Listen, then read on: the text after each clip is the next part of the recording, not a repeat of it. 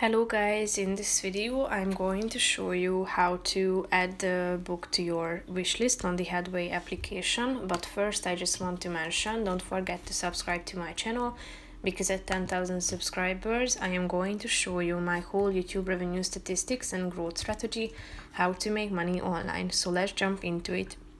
First of all, open the app.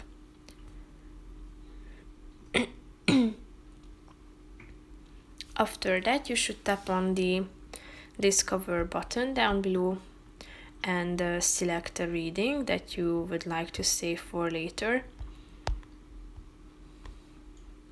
And then click on this bookmark icon in the right side of the screen below the download button. And as you go back by tapping on the X icon in the upper left corner of the screen, you can find this library section down below, which is the second option.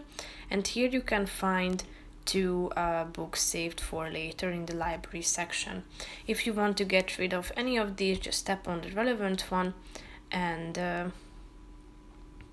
then you will be able to get rid of it. So that's pretty much it for this video, guys. See you in the next one. Bye bye.